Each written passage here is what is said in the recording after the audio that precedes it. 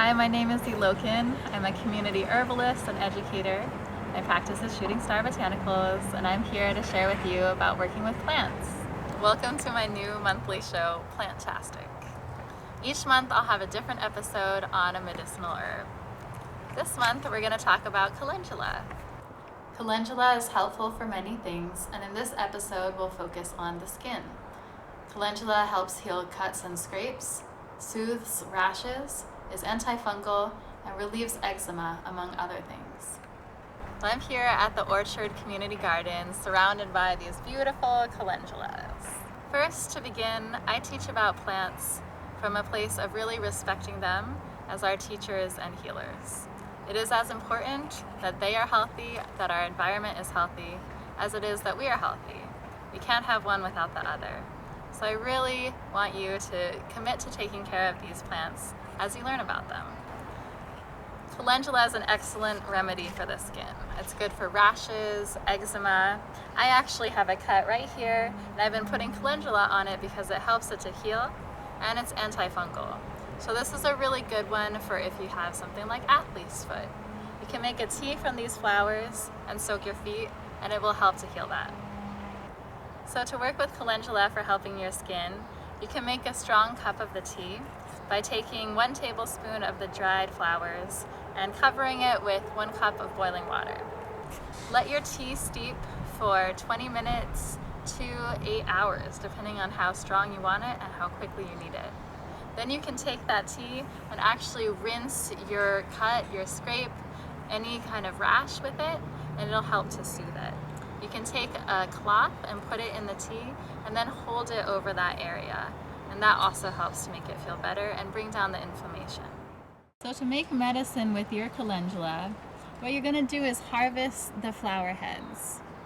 And what I do at home is I take an old nylon window screen and I put the flowers one by one next to each other, upside down. So there's a lot of airflow between all around those calendula flowers. I have the screen propped up so there's air coming from the bottom and the top. Once your calendula flowers are dry, they should look like this. They should retain their beautiful color, but be dry to the touch with no moisture. At this point, you're ready to make a tea with your calendula.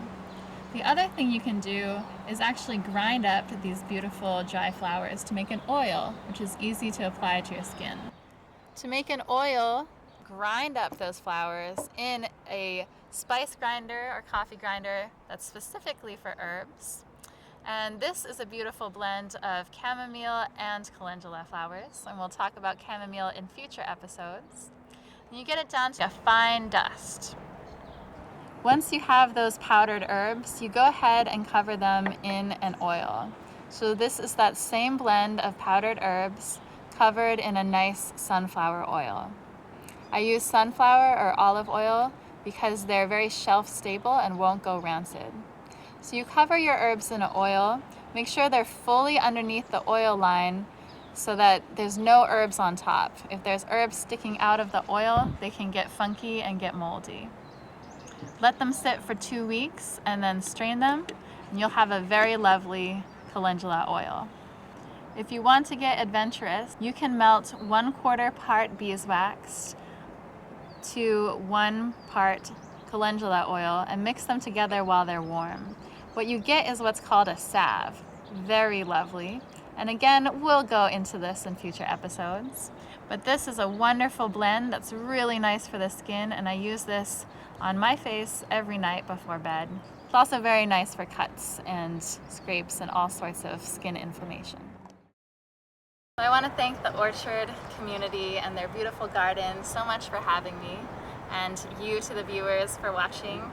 I hope you've enjoyed this, and look for future episodes released every full moon of the month. And lastly, I want to thank my wonderful mother who's behind the camera filming right now. This was her idea to make these videos and share them with you. So thank you. This has been a beautiful collaboration. Learn more, be in touch with me at my website, www.shootingstarbotanicals.org, and on my Instagram at Shooting Star Botanicals. Thank you.